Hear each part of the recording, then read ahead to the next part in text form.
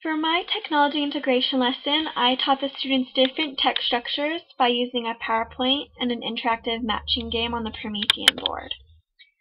I taught a class of 4th graders at Westridge Elementary.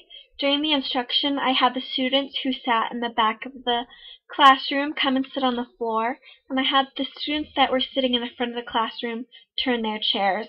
That allowed the students to have a better view, as well as provide the students with more walking room so they could come up to the Promethean board.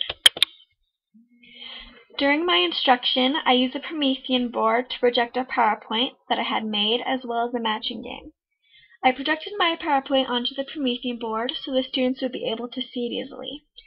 I used the pen in order to write what the students said in the PowerPoint, and I also used the Promethean board so the students could play a matching game on text structures. I chose this technology because I wanted the students to have an opportunity to come up and interact with the lesson so they would be more engaged, and the matching game that I found also allowed the students to receive immediate feedback, so they were able to know if they got the correct answer or got the answer wrong, which was very effective.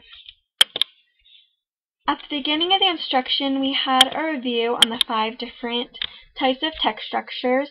So we discussed compare and contrast, cause and effect, description, sequential, and problem and solution.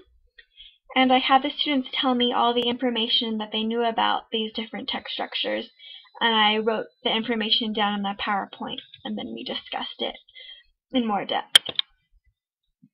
After the review, I brought up the matching game. The game had 5 passages that were all different types of text structures. The students had to use the pen to drag the name of the correct text structure to the passage. If the student correctly matched the text structure with the passage, then they would hear an applauding sound.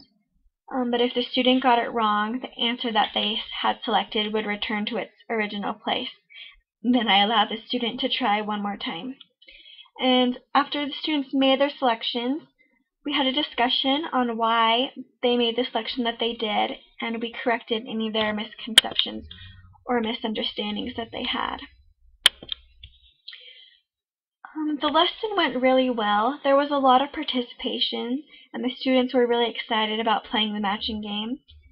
They were also able to do a great job of selecting correct responses, as well as giving good justification for those responses. Unfortunately, not all of the students got the opportunity to go up to the Promethean board, so some of them were a little bit disappointed. So if I were to do this lesson again, I would try to allow all of the students to get a turn to come up.